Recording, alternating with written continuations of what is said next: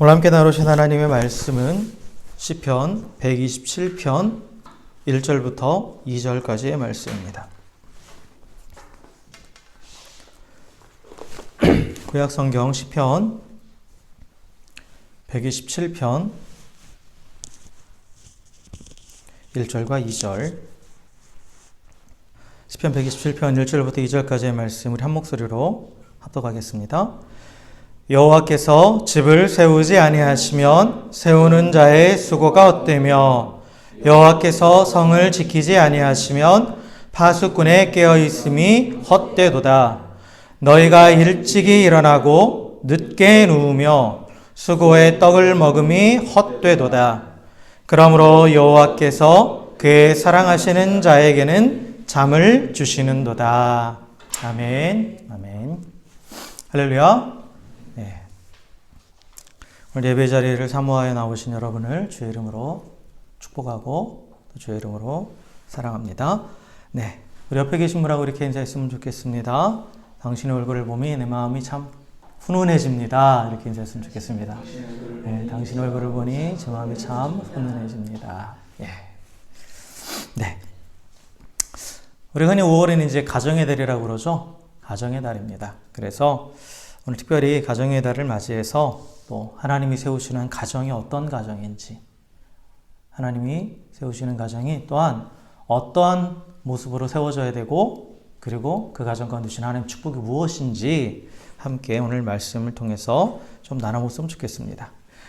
오늘 시편 127편의 말씀을 보면 헛되다라는 말이 지금 3번 나오죠. 무가치하다, 속는 일이다라는 그 표현이 3가지가 나와요. 그래서 하나님께서 여호와께서 집을 세우지 아니하시면 세우는 자의 수고가 헛되고, 또 파수꾼의 깨어 있음이 헛되고, 또 수고의 떡을 먹음이 헛되다라고 이렇게 지금 3가지 헛되다라는 것을 얘기하고 있어요. 그래서 물론 이 말씀은 다른 여러 가지 것들에도 적용될 수 있는 부분이지만 특별히 가정에 초점을 두어서 하나님께서 세우시지 않으면 그 가정은 헛되다라는 거예요. 헛되다라는 거죠. 그래서 하나님께서 세워주시 않으면 그 가정을 이루는 것 자체가 헛된 것이고, 또한 가정의 안전을 지키기 위해서 깨어서 지키는 그 모든 일들, 그 모든 것들이 헛된 것이고, 또 가정을 유지하기 위해서 수고하고 애쓰는 그 모든 일상의 활동들이 다 의미가 없다라고 그렇게 어느 시인은 얘기하고 있습니다.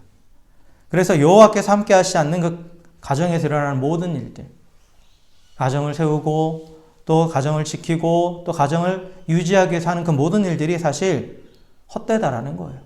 헛되다라는 거죠. 그래서 하나님께서 세우신 가정만이 의미가 있는 가정이고, 하나님께서 세우시고 하나님이 이끄시는 가정이 진정 복된 가정이라는 이야기죠. 성경에 보면 하나님께서 이 공동체를 만드시는 게 딱 2개가 있습니다. 하나님이 세우신 공동체가 딱 2개인데 그 중에 하나는 뭐냐면 가정이죠. 가정이에요. 구약 성경에 보면 아담과 하와를, 남자와 여자를 만드셔서는 가정을 이루게 하시죠. 그리고 또 신약 성경에 보면 하나님께서 이루신 공동체가 뭐냐면 교회예요. 교회. 그렇기 때문에 가정이든 교회든 하나님이 세우신 공동체이기 때문에 하나님의 세우신 그 설계도대로 또 하나님의 의도대로 세워져 가야 그 공동체가 제대로 세워지고 또 제대로 그 기능을 발휘할 수 있다는 거예요. 그렇다면 이 하나님이 세워지는 가정이 어떤 가정인가? 결국 하나님의 말씀으로 세워지는 가정인데, 그 하나님의 말씀이 어디에 적용되냐면 가정 안에 있는 여러 관계들 안에서 그 하나님의 말씀이 적용돼서 그 말씀대로 관계가 형성되는 그 가정이 하나님이 세우시는 가정이라는 거죠. 그래서 가정 안에는 어떤 관계가 있습니까? 크게 부부 간의 관계가 있고, 또 부모 자식 간의 관계가 있죠. 형제 간의 관계는 조금 떼어놓고 볼 부분이에요. 근데 가장 기본적으로 부부가 부부 간의 관계가 있고, 남편과 아내와의 관계가 있고, 또한 부모와 자식 간의 관계가 있어요. 그런데 이 관계가 하나님의 말씀 안에서 말씀대로 세워져 갈 때 그 가정이 진정 하나님이 세우신 가정이고, 이 가정을 하나님이 이끄시고 지키시고 또 이 가정 가운데 하나님이 축복을 주신다라는 거죠. 그래서 우리의 가정이 하나님이 세우시는 가정이 되기 위해서는 이 모든 관계에 대해서 하나님이 말씀하신 그 원칙대로 순종하며 우리가 살아가야 된다는 겁니다. 그래서 하나님께서 이제 가정 안에 올바른 관계를 위해서 주신 성경에 보면, 특별히 신약 성경에 보면 여러 말씀들이 나와요. 바울의 서신들 가운데에. 그 대표적인 게 이제 고린도 전서에도 나오고, 또 에베소서에도 나오고, 디모데 전서에도 몇 군데 나와요. 그런데 오늘은 우리가 에베소서의 말씀을 중심으로 올바른 관계가 무엇인지, 가정 안에서 올바른 관계가 무엇인지에 대해서 한번 좀 살펴봤으면 좋겠습니다. 그래서 에베소서 5장 22절부터 6장 4절까지의 말씀이 부부간의 관계, 또한 부모와 자식 간의 관계에 대해서 쭉 풀어놓은 말씀입니다. 그래서 먼저는 부부간의 관계에 대해서 말하죠. 부부간의 관계에 대해서 되게 길게 말하고 있어요. 그래서 에베소서 5장 22절부터 33절까지 말씀을 쭉 보면 거기에 이제 남편과 아내의 관계가 쭉 서술되어 있는데, 결론은 뭐냐? 에베소서 5장 33절에 보면 너희도 각각 자기의 아내 사랑하기를 자신같이 하고 아내도 남편을 존경하라 라고 이렇게 되어 있죠. 그런데 이제 우리가 이 에베소서 5장에 나온 부부간의 관계의 말씀을 쭉 읽다 보면 자칫 우리가 어떻게 해석할 수 있냐면, 남편과 아내의 관계가 어떤 수직적인 위계 질서의 관계로 우리가 해석할 수가 있어요. 그래서 아내는 남편에게 종속되어 있는 존재, 이렇게 우리가 잘못 해석할 수 있는데, 이것은 하나님께서 처음 남자와 여자를 만드셨을 때 그 관계를 생각해 보면 우리가 잘못 해석하고 있는 거예요. 처음에 하나님께서 아담을 지으시고 나서 창세기 2장 18절에 보니까 여호와 하나님이 이르시되 사람이 혼자 사는 것이 좋지 아니하니 내가 그를 위하여 돕는 배필을 지으리라 하시니라 라고 이렇게 되어 있죠. 그렇죠? 그래서 이 돕는 배필이라는 말을 가지고도 또 사람들이 잘못 해석하는 거예요. 여자는 남자를 위해서 존재하는 거다 라고.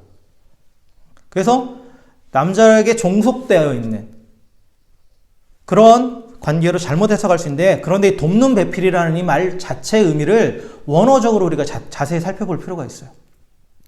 그래서 여기 돕는 배필이라는 말은 히브리어 성경에 보면 에제르 크네그도라고 되어 있어요. 에제르 크네그도. 그래서 에제르는 도움이라는 뜻이고 크네그도는 이 마주보다 또는 대등하다 또는 반대편에 서 있다, 이런 식의 이런 의미를 가지고 있는 단어예요. 그래서 이 에제르 크네그도라는 말은 마주보며 도움을 주는, 때로는 반대편에 서서 도움을 주는 그러한 관계를 말하는 거예요.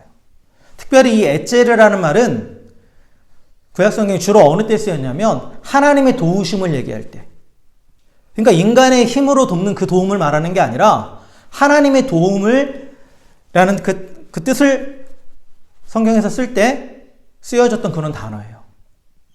그렇기 때문에 남편이 아내로부터 받는 그 도움은 아내라는 인간을 통해서 받는 게 아니라 하나님이 그 아내를 통해서 하나님의 도움의 손길을 주신다라는 거예요. 하나님의 도움의 손길을.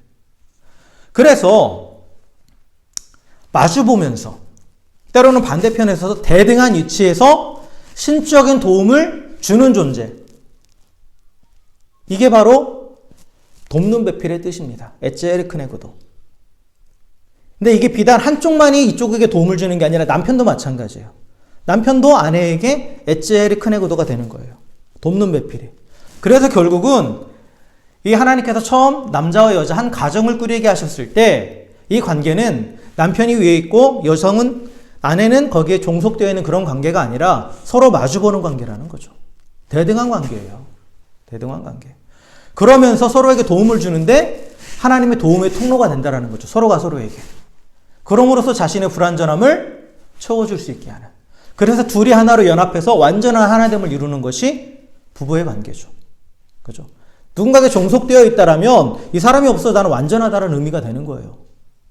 그게 아니라 내 불완전함을 채워줄 수 있는 아주 대등한 존재라는 거죠. 그리고 어떻게 보면 신적 도움이라는 것은 도와주는 쪽이 더 권위가 있다는 의미를 가질 수도 있어요.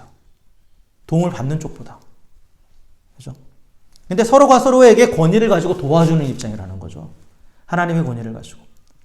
그렇기 때문에 절대로 성경의 원리는 남성과 여성의 어떤 차별이 없습니다. 이게 처음 하나님 만드셨던 그런 가정의 모습이에요. 남편과 아내의 관계의 모습이에요. 그런데 이게 깨진 거죠, 사실. 이게 깨진 거예요. 죄로 인해서 이 관계가 깨어졌다라는 거죠. 그때 무슨 일이 발생하느냐? 이제 서로를 바라볼 때 내가 이 사람의 돕는 배필로서 이 사람의 필요를 채워주고 완전한 하나됨을 그렇게 주는, 도움을 주는 그런 내가 도움을 줘야 될 대상으로 보는 것이 아니라 내가 다스리고 또는 내가 소유해야 될 대상으로 보는 거예요. 이게 바로 가정에서 남편과 아내의 깨어진 관계의 모습입니다. 깨어진 관계의 모습이에요. 그래서 에베소서 5장 33절의 말씀은 뭐냐면 죄로 인해서 깨어진 인간의 그러한 남편과 아내의 관계에 대해서 정확하게 성찰을 하고 사도 바울이 얘기한 거예요. 그래서 남편은 아내를 사랑하고 아내는 남편을 존중하라, 존경하라. 이건 뭐냐면 남자는 다스림으로써 아내를 소유하기 원하는 거고 아내는 사랑으로써 남편을 소유하기를 원한다는 거예요. 이게 창세기 3장 16절의 말씀이에요. 너는 남편을 원하고 남편은 너를 다스릴 것이니라. 남편을 원한다는 말은 남편의 사랑을 갈구하다라는 그런 의미가 담겨 있어요. 그래서 이게 죄로 인해서 깨어진 부부 간의 관계의 모습을 보여주는 거예요. 그렇기 때문에 사도 바울은 그 죄로 인해 깨어진 관계에 대해서 그렇기 때문에 남편은 존중받기를 원하는 거고 아내는 사랑받기를 원하기 때문에 그것을 서로 채워주라는 의미에서 그렇게 얘기한 거예요. 서로 채워주라는 의미에서. 그래서 깨어진 부부관계는 항상 상대방을 나의 소유로 삼으려고 하는 거죠. 나를 종속시키려고 하는 거예요, 나에게. 그런데 여자가 남자에게 종속되고 여자가 남자의 소유물도 아닌 것이고 또한 남자 또한 여자의 소유물도 아닌 거예요. 그리스도 안에서 관계가 회복된 부부는 서로 다시 대등한 관계로서 차별함 없이 어떤 권위적인 차별함이 없이 서로를 하나님의 도우심의 통로로 보면서 서로 또한 그 필요를 채워주는 그런 관계로 회복되어 간다는 거죠. 그런 관계가 되어야 된다는 거예요. 그런데 이제 계속해서 에베소서 5장 22절부터 쭉 보면 남편과 아내의 관계를 남편이 아내의 머리가 된다라는 그런 표현을 쓰잖아요. 그죠? 남편이 아내에게 더 권위가 있다라는 그런 의미로 우리가 해석할 수가 있어요. 그러나 이 말씀은 남편과 아내 사이에서 남편이 더 권위자고 아내는 그 권위 아래에 있는 자다라는 그런 의미가 아닙니다. 권위적인 차별이 있는 게 아니에요. 남편이 아내의 머리라는 것은 이 가정이라는 공동체를 유지하기 위해서 하나님께서 어떤 질서를 주셨다라는 거예요. 질서를. 여러분, 공동체라는 것이 유지되기 위해서는 대등한 모두가 다 평등하다 하지만 그 안엔 질서가 있어야 돼요. 질서가 없으면 그 공동체는 와해될 수밖에 없어요. 다 제각기 제 길로 가기 때문에. 그래서 리더라는 사람이 세워지는 거고, 그리고 나머지 공동체 구성원들은 뭐예요? 그 리더에게 자신들이 그 권위를 부여해 주는 거예요. 이 리더가 어떤 특별한 권위를 갖고 있어서가 그런 게 아니라, 이 공동체 구성원들이 이 리더에게 자신들이 권위를 부여해 주기 때문에 권위가 있는 거예요. 이게 민주주의의 원리죠. 민주주의의 원리가 이겁니다. 그래서 남편이 아내의 머리라는 말도 마찬가지예요. 가정이라는 공동체가 유지되기 위해서는 그 가정 안에 질서가 세워져야 되는데 하나님께서는 그 질서를 세우기 위해서 리더로 남편을 세워준 거고 아내는 자발적으로 그 남편에게 순종함으로 권위를 부여하라는 그런 의미예요. 남편이 어떤 권위가 하나님과 같은 그런 권위가 있다라는 그런 의미가 절대 아니라는 거죠. 절대 아니라는 거예요. 그리고 또 바울이 남편이 아내의 머리됨을 얘기하면서 그것이 뭐와 같다고 말합니까? 예수님이 교회의 머리된 것 같다고 말하죠. 근데 예수님이 교회의 머리로서 보여주신 게 뭐예요? 바울이 쭉 얘기하잖아요. 내가 머리니까 군림하고 지배하는 게 아니었죠, 예수님은. 어떻게 하셨습니까? 철저하게 낮아지고 철저하게 섬기는 모습을 보여주셨어요. 그러면서 예수님이 교회에게 한 것처럼 하라고 말씀하시죠. 그래서 예수님이 가장 낮은 곳으로 찾아가셔서 제자들의 발을 씻겨주시면서 교회를 위해서 자신을 다 주신 것처럼 아내에게 그렇게 하라는 거예요. 네가 아내의 머리라면 그렇게 섬기고 낮아지라는 거죠. 철저히 낮아지시고 죽기까지 교회를 사랑하신 예수님처럼 내 권위를 내세우며 지배하려 하지 말고 아내를 섬기고 사랑하라는 거예요. 결국 예수님이 교회의 머리 되신 것, 또한 남편이 아내의 머리 되는 것은 내가 그 위에서 그를 지배하고 다스린다는 의미가 아니라 책임진다는 의미예요. 책임진다는 의미입니다. 사실 우리의 위에 계신 유일한 권위자는 예수님 즉 하나님밖에 없습니다. 유일한 지배자는 하나님밖에 없는 거예요. 통치자는. 그리고 남편과 아내는 그 하나님 안에서 서로 동등한 위치에 있으면서 서로를 존중하고 섬겨야 된다는 거죠. 하나님이 부여하신 권위는 질서를 유지하기 위한 권위라는 것을 분명하게 기억하셔야 돼요. 그리고 책임지는 거라는 거. 책임지는 거. 그래서 남편과 아내가 어느 누구도 서로를 상대방을 지배하거나 소유하려 해서는 안 된다는 거죠. 돕는 배필이란 서로에게 하나님의 도움이 되어서 서로의 부족함을 채워주는 관계고 이것이 처음 하나님께서 의도하신 부부간의 관계예요. 그래서 성경은 분명하게 말합니다. 남편들은 아내를 사랑하라라고 말해요. 남편들은 아내의 복종을 요구하라고 하지 않아요. 또한 아내들아 남편을 존경하라라고 말하죠. 아내들아 남편에게 사랑을 구하라라고 얘기하지 않아요. 즉 나의 필요를 구하라는 게 아니에요. 남편은 아내를 지배하기 위해 복종을 요구하지 말고 아내를 세워주기 위해 자신의 몸처럼 사랑하라 라고 그렇게 명령하고 있고, 또 아내는 남편을 소유하기 위해서 사랑을 요구하지 말고 남편을 세워주기 위해서 존경하라 라고 바울은 이렇게 권면하고 있는 거예요. 결국은 서로를 세워주기 위한 거죠. 어느 누군가가 누구에게 종속되어 있는 것이 아니라. 그래서 성경적인 부부관계, 예수 그리스도 안에서 회복된 부부관계는 서로 사랑하고 존중하면서 서로의 부족함을 채워주는, 그래서 대등한 위치에서 하나님의 서로에게 하나님의 도움이 되는 그러한 관계라는 것, 그것을 잊지 마시고 서로 돕는 배필로서 아름다운 부부관계를 이루어가시는 우리 성도님들 되시길 주의 이름으로 축원합니다. 두 번째로 에베소서 6장 1절부터 4절까지에 보면 이제 부모 자식 간의 관계에 대해서 또 설명하고 있어요. 선율이 잘 들어. 그러면서 자녀에게 에베소서 6장 1절부터 3절까지 뭐라고 말하느냐? 자녀들아 너희 부모에게 순종하라. 이것이 옳으니라. 내 아버지와 어머니를 공경하라. 이것이 약속 있는 첫 계명이니 이로써 내가 잘되고 땅에서 장수하리라 라고 말하죠. 그래서 에베소서 6장 1절에 보면 내 부모, 주 안에서 내 부모에게 순종하라. 이것이 옳다라는 것은 뭐냐? 당연하다라는 거예요. 이거는 사실 이유될 게 없다라는 거예요. 주 안에 있는 자라면 당연히 부모에게 순종하는 것이다 라고 얘기하는 거죠. 그리고 또 부모를 공경하라. 이것이 약속 있는 첫 계명이다. 이렇게 되어 있죠. 이게 사실 그 10계명과 연결이 되는 거거든요. 출애굽기 20장에 보면 하나님께서 10가지 명령을 주시죠. 10 commandment. 10계명을 주시는데 그 중에서 이제 첫 번째 계명부터 네 번째 계명까지는 하나님과의 관계 가운데서 나오는, 그리고 다섯 번째부터 10번째까지는 사람들과의 관계에 대한 하나님의 명령이에요. 그런데 사람과의 관계에 있어서 가장 첫 번째가 바로 내 부모를 공경하라. 그리하면 내 하나님 여호와가 내게 준 땅에서 내 생명이 길리라. 이게 출애굽기 20장 12절 말씀입니다. 그래서 부모와의 관계가 사람과의 관계에서 가장 첫 번째 계명이라는 거예요. 그런데 여기서 약속 있는 첫 계명이라고 표현되어 있잖아요. 이게 어떤 의미냐면 계명들이 10계명을 보면 다른 계명들 그 1계명부터 4계명까지는 하나님과의 관계이기 때문에 특별한 어떤 약속은 없어요. 왜냐? 당연한 거기 때문에.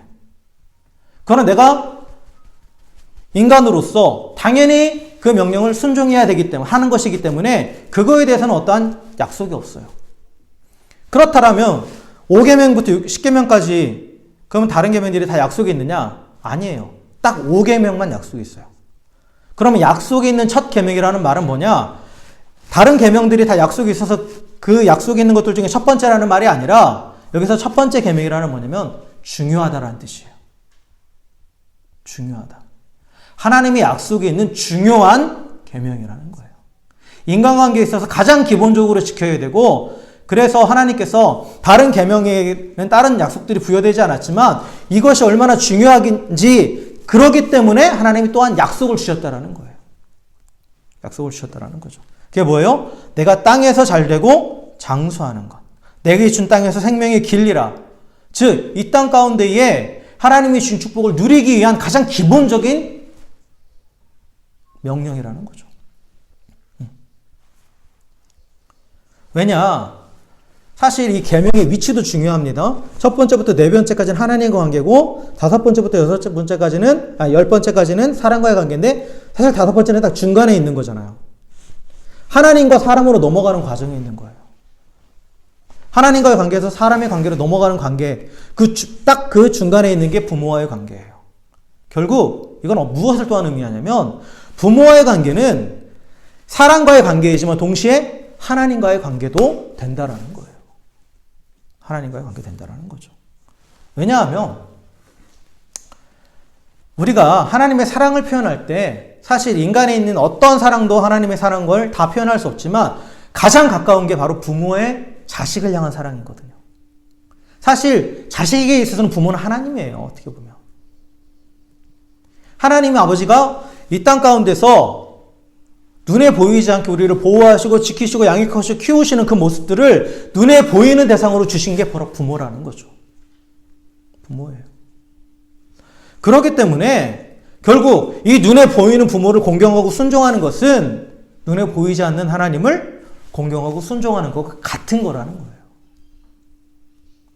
그래서 이 율법에 보면 하나님을 경외하지 않는 자들, 하나님 우상 숭배하는 자들 돌로 쳐 죽이라고 바로 나와요.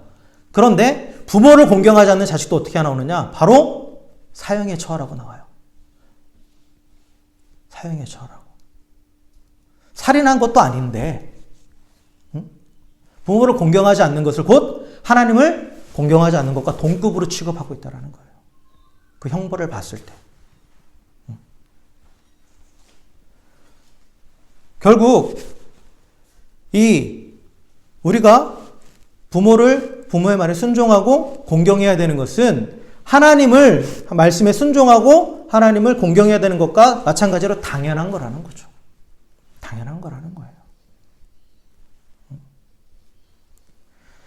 그래서 우리에게 주 안에서 부모를 공경하고 순종하라는 거죠. 주 안에서. 즉 부모를 공경하고 순종하고 있다는 것은 아까도 말씀드렸지만 무엇에 대한 증거예요? 내가 주님 안에 있다라는 증거예요. 내가 주님과 또 그런 관계에 있다라는 증거예요. 예수님이 이 땅에 계실 때도 본을 보여주셨죠. 부모님께 순종하는 본을 보여주셨어요. 예수님이 어린 시절이에요. 12살에 누가복음 2장 51절에 보면 예수께서 함께 내려가서 나사렛에 이르러 순종하여 받드시더라 라고 되어 있죠. 예수님을 찾으러 온 육신의 부모님 마리아와 요셉을 따라가서 그래서 순종하면서 받드셨더라고 되어 있어요. 예수님은 세상의 주님이시죠. 사실 예수님은 당신이 세상의 주님이시고 하나님의 아들이시고 또 하나님이심을 자각하고 계셨어요. 이미. 그럼에도 불구하고 자신을 낮추시고 하나님의 말씀에 순종해서 육신의 부모에게 순종하셨다라는 거죠. 그리고 받들었다, 공경했다라는 거예요. 공경했다라는 거죠. 또한 진정한 아버지신 하나님께 하나님을 경외하고 공경하고 죽기까지 순종하셨죠. 십자가를 지심으로. 그렇기 때문에 그리스도 안에 있는 우리들, 즉 주 안에 있는 우리들은 예수님처럼 예수님의 본을 받아서 우리 부모님을 공경하고 또 부모의 말씀에 순종해야 된다는 거예요. 부모가 어떠하지 않다. 즉 때로는 부모님이 부족할 수 있어요. 사실 부모님이 아무리 하나님의 사랑을 대변하지만 그러나 하나님과 같을 수는 없거든요. 부모님들이 인간이기 때문에. 그럴 때는 부족할 수도 있고 그 사랑이 불완전할 수도 있어요. 그러나 그것으로 인해서 부모님의 어떠함이 내가 부모를 순종하지 않아도 된다. 내가 부모를 공경하지 않아도 된다. 그거에 대한 절대 이유가 될 수 없다라는 거예요. 왜? 하나님의 명령이기 때문에. 하나님의 명령이기 때문에. 물론 우리가 순종할 수 없는 딱 한 가지 이유가 있어요. 그런데 주 안에서라는 말과 연결을 지을 수 있는데 죄를 짓게 할 때는 우리가 그걸 거부할 수 있죠. 즉 하나님과 관계를 끊어지게 하는 것에 대해서는 거부할 수 있지만 그러나 그것을 제외하고는 우리는 철저하게 순종하면서 부모를 공경해야 된다는 거예요. 이게 가정 안에서 부모를 향한 자식의 올바른 태도라는 거죠. 올바른 태도라는 거예요. 그리고 이제 또 무엇을 얘기하냐면 부모에게도 얘기해요. 부모에게도. 에베소서 6장 4절에 보니까 또 아비들아 너희 자녀를 노엽게 하지 말고 오직 주의 교훈과 훈계로 양육하라 라고 이렇게 말씀하고 있죠. 노엽게 하지 말라라는 거예요. 이게 화나게 하지 말라, 원망하게 하지 말라라는 그런 뜻이에요. 어느 때 자녀들이 화내고 원망합니까? 주로 훈육할 때죠. 그러니까 부모가 자녀들을 잘 양육할 때 바른 길로 인도할 의무와 책임이 있기 때문에 때로는 그 바른 길로 인도하려고 하다 보면 야단을 칠 수도 있고 꾸지람을 줄 수도 있고 때로는 또 체벌을 가할 수도 있어요. 매를 들 수도 있는 거죠. 그런데 이게 바로 훈육인데 훈육은 반드시 필요해요. 성경에 보면 이 초다리라는 게 이제 회초리거든요. 회초리를 아끼면 자녀를 망친다고 되어 있어요. 잠언에 보면. 그래서 훈육이 반드시 필요하다는 걸 성경이 분명하게 얘기하고 있어요. 그런데 훈육을 하는데 어떻게 해야 되느냐? 자녀가 화나게 하지는 말아야 된다는 거예요. 자녀에게 원망이 생기게 해서는 안 된다는 거죠. 자, 그렇다면 어떻게 하면 우리 자녀들이 화가 날까? 선일이 하고 싶은 말 많지. 근데 몇 가지 원리를 말씀드릴게요. 자녀를 화나게 하는 훈육이 어떤 거냐면 첫 번째는 뭐냐면 부모가 자신을 조절하지 못하거나 또 자신의 성질을 절제하지 못할 때 우리 자녀들이 화가 나는 거예요. 그러니까 화가 난 상태로 자신의 감정이 폭발해 있는 상태로 자녀들을 훈육하려 할 때 나중에 내가 왜 매를 드는지도 모르죠. 그게 오히려 더 자녀들에게 유익이 되는 게 아니라 해가 된다는 겁니다. 그래서 항상 우리는 자녀들을 훈육할 때 있어서 스스로 절제하면서 내가 냉정을 기하고 있는 걸 반드시 확인해야 돼요. 어떤 일이 있더라도 아무리 화가 치밀어 오르더라도 마치 술 취한 사람처럼 그렇게 막 격동해서는 안 된다는 거죠.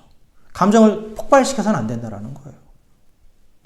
그래서 그 상황을 객관적으로 바라볼 수 있도록 인격적인 절제와 자제가 있어야 돼요.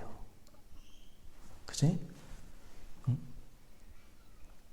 내가 잘못한 것에 대해서 야단 맞는 것은 자녀들도 인정합니다. 그러나 그게 부모의 감정적으로 나를 저렇게 야단친다고 생각할 때 그때 화가 나는 거예요. 절제하지 못할 때. 두 번째, 자녀들이 어느 때 화가 나느냐면 부모가 변덕스러울 때, 일관성이 없을 때 또 화가 나요. 그러니까 자녀에게서 가장 화가 나는 것은 부모의 행동과 기분을 예측할 수 없을 정도로 변덕이 심하고 일관성이 없을 때예요. 어느 때는 괜찮다고 했다가 똑같은 일을 했는데 어느 때는 그걸 가지고 야단을 친다거나 이랬다 저랬다 하는 거예요. 이랬다 저랬다 하는 거죠. 그것 첫 번째와 연결되죠. 그러니까 감정에 따라서 이랬다 저랬다 하는 거예요. 일관성 없이. 그렇게 하면 자녀는 그 안에 화가 나고 분노로 인해서 부모에 대한 존중심이 사라져버리는 거예요. 그냥 눈치만 보게 되는 거죠. 눈치 보는 건 절대 존중하는 게 아닙니다. 눈치 보는 거를 존중하는 걸 착각하지 마세요. 그래서 자녀의 행동에 대한 반응이 일관성이 있어야 되고 또한 부모 자신들도 어떤 행실에 있어서 일관성이 있어야 돼요. 일관성이. 그리고 특별히 부부가 자녀를 훈육할 때 남편과 아내가 똑같이 해야 돼요. 똑같이. 아내가 막 훈육을 하는데 남편이 그거 왜 그래? 이렇게 하면 안 된다라는 거죠. 또 남편이 훈육할 때 남편이 아내가 뭐 별거 아닌 것 같고 왜 그래 이런 식으로 하시면 안 된다는 거예요. 부부간에도 일관성이 있어야 돼요. 훈육할 때. 비록 서로 의견이 다르다 할지라도 아이들 앞에서 그렇게 얘기하시면 안 되는 거고 그때는 일관성 있게 가셔야 되고 나중에 부부가 그 부분을 서로 얘기하면서 또 조절을 해 가셔야 되는 거죠. 그런데 엄마 아빠가 서로 다른 관점으로 나를 대하면 이 아이들이 혼란이 오는 거예요. 혼란이 오는 거죠. 그게 화가 나는 거죠. 그치?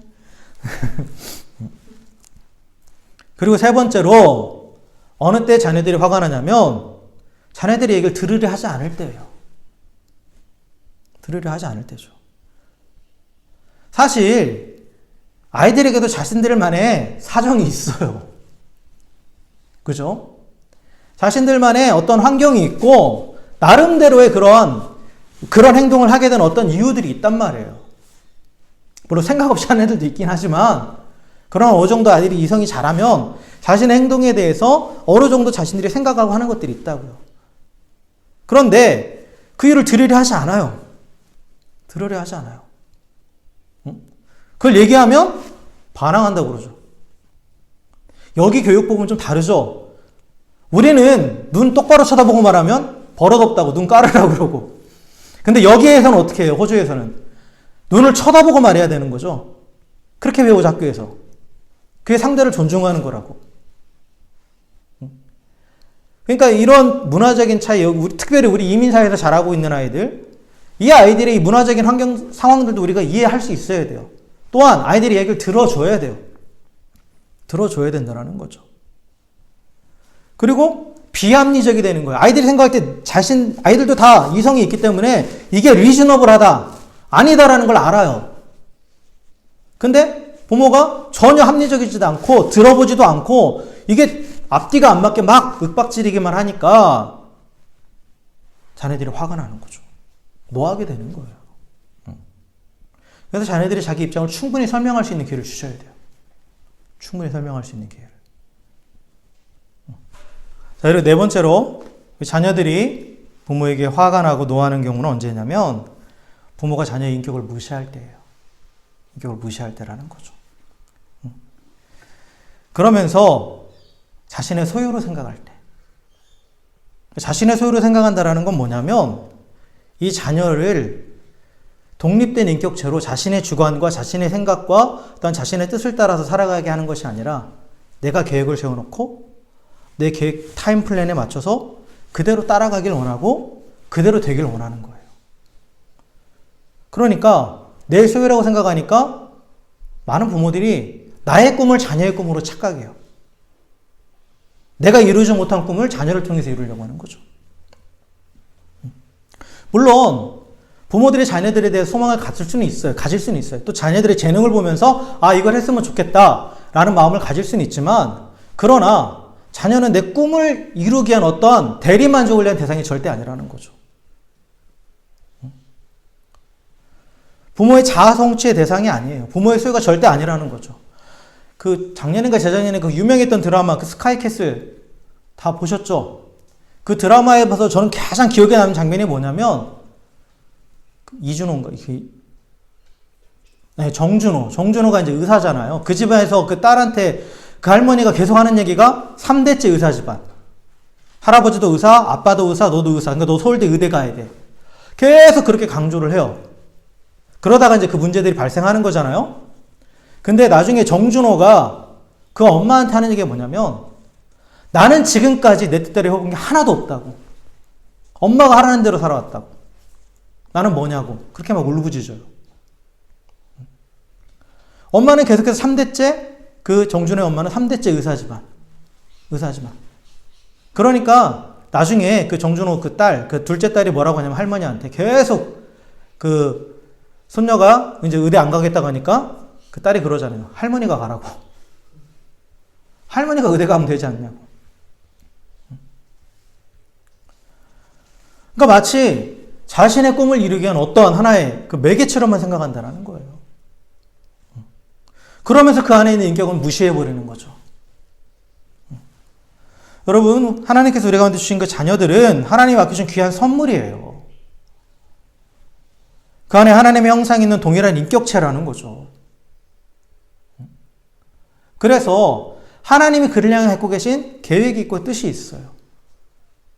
부모의 역할은 그거를 발견하고 찾아갈 수 있도록 도와주는 것이 내 뜻과 내 꿈과 내 계획을 이루기 위해서 자녀를 그렇게 이용하는 게 아니라는 거죠. 그러면서 하는 말이잖아요. 계속 너를 위해서 하는 거라고 다.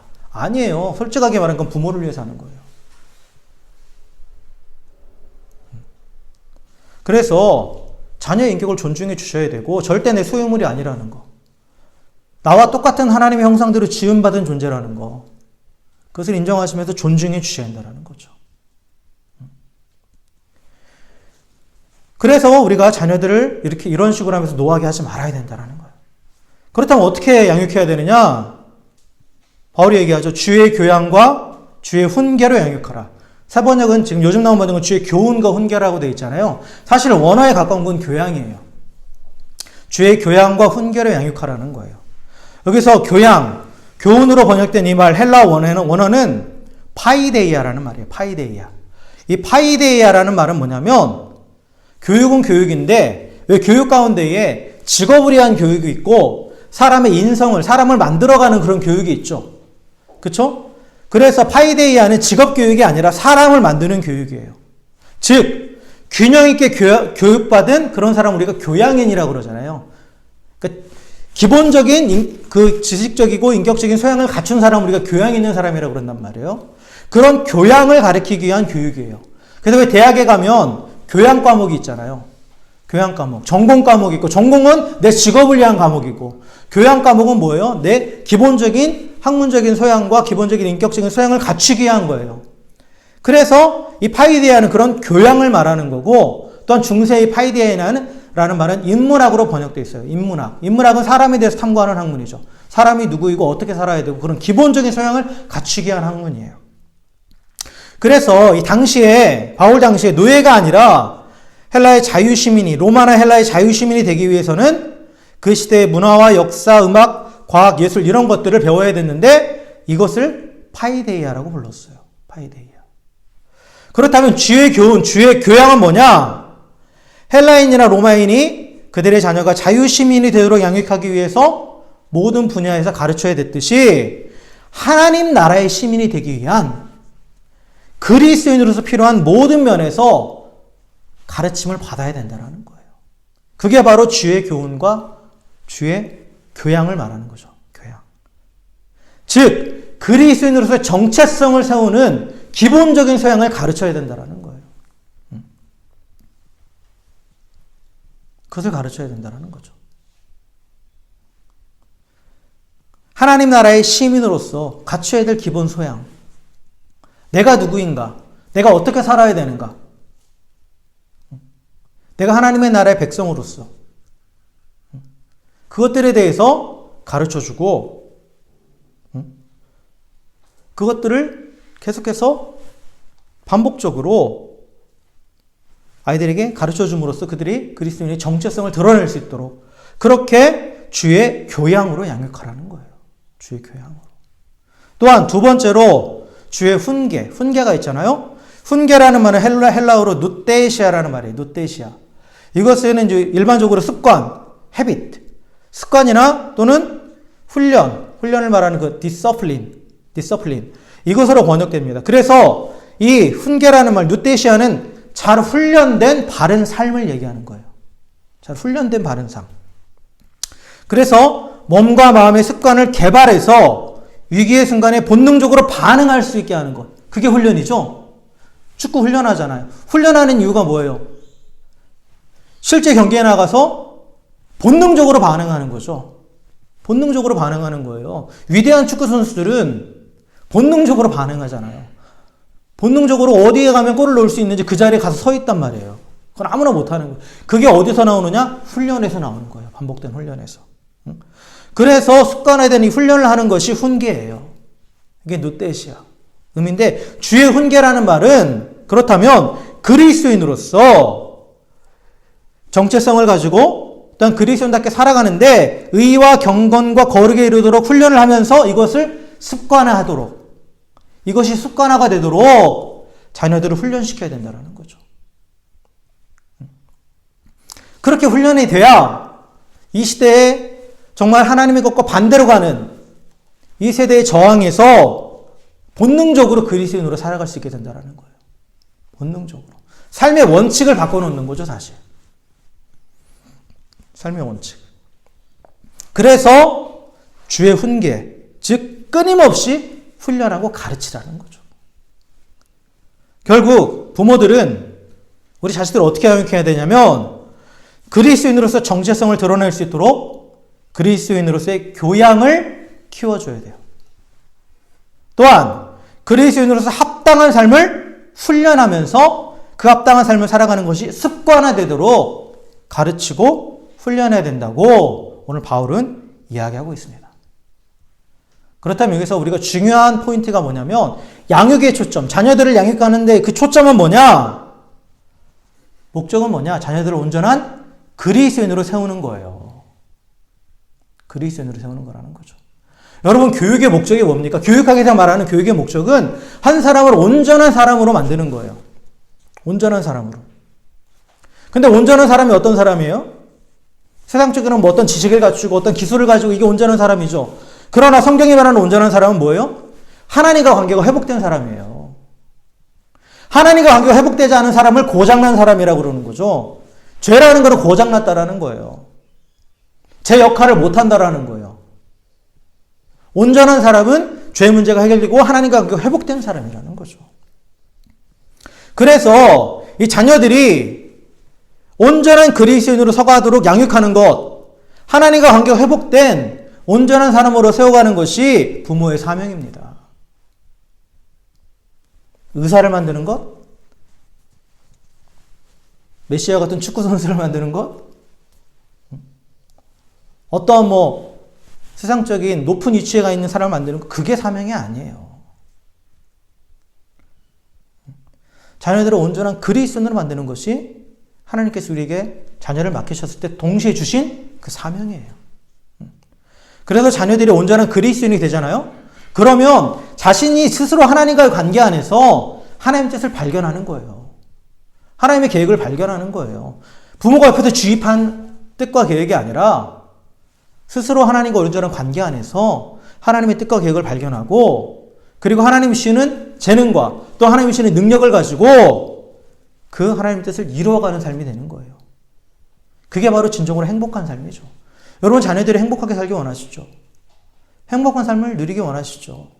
진정 행복은 하나님이 나를 향한 계획을 발견하고 하나님의 인도하심 안에서 그 계획을, 그 뜻을 이루어가는 삶이 진정한 자아실현이고 진정한 행복입니다.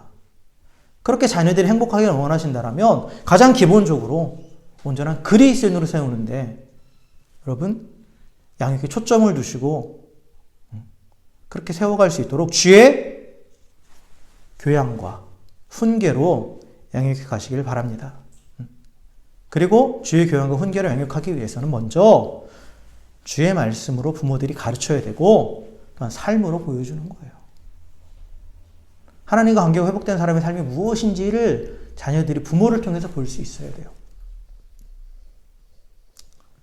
삶으로 보여주는 것이 가장 값진 가르침이잖아요. 그래서 예수님께서도 이 땅에 오셔서 다 보여주신 거예요. 우리도 그렇게 따라 살으라고. 부모는 또한 그 역할을 감당해야 된다는 거죠. 이게 부모가 자녀를 대하는 올바른 태도고 올바른 자녀와의 관계의 모습이라는 거예요. 자, 그렇다면 부부와의 관계가 하나님 말씀 안에서 온전히 세워지고 또 자녀들이 부모를 공경하고 또 부모가 자녀들을 주의 교양과 훈계로 양육하는 이 온전한 관계가 세워진 그 가정, 즉 하나님이 세우신 가정에게 하나님이 어떤 축복을 주시느냐? 오늘 시편 127편 2절의 말씀입니다. 여호와께서 그의 사랑하는 자에게 잠을 주시는도다. 잠을 주시는도다. 하나님을 사랑하는 자, 하나님을 경외하는 자, 하나님 말씀대로 서가는 자거든요. 즉 하나님을 경외하는 가정, 하나님을 사랑하는 가정, 하나님의 말씀 안에 세워지는 가정이에요. 그러한 가정을 하나님께서 축복하시는데 그 가운데 잠을 주신다라는 거예요. 잠을 주신다는 건 어떤 의미일까요? 잠을 안 주셨는데 잘 자는데? 그게 뭐예요? 여러분, 잠을 제대로 자는 게 축복이죠. 잠을 못 자는 이유가 뭡니까? 걱정과 염려, 불안함 때문이에요. 그런데 잠을 잘 잔다는 것은 아무 염려 없이 평안하다라는 거죠. 평안하다라는 거예요. 잠은 쉼을 얘기하는 거고 평안함을 얘기하는 거예요. 그래서 하나님을 경외하는 가정에 주시는 하나님의 축복은 뭐냐? 쉼이에요. 평안입니다. 여러분, 가정이 평안해야 되잖아요. 가정이 평안해야 모든 일들이 잘 된다고 가와만사성이라는 말이 있죠. 가정의 평안은 어디서부터 온다고요? 하나님을 경외함으로부터 오는 거고, 하나님을 경외하는 건 뭐예요? 말씀대로 순종하는 것. 즉 가정 안에서 모든 관계들을 말씀 가운데 세워가는 것. 그게 바로 하나님을 경외하는 가정이에요. 그럴 때 우리 가정이 참된 평안함이 있고, 그러므로 우리가 어디 가서든지 모든 일 가운데 형통함을 누릴 수 있다는 거죠. 세상에 아무리 지치고 힘들어도 집에 들어왔을 때 가정 안에서 쉼이 있으면 금방 회복이 되는 거예요. 누구나. 그래서 다시 힘을 얻고 또 나가서 살아갈 수 있는, 또 세상과 싸워 이길 수 있는 그런 힘을 공급받는 곳이 바로 가정이 되어야 되는 거죠. 그러려면 정말 하나님을 경외하는 가정, 하나님 말씀대로 세워지는 가정.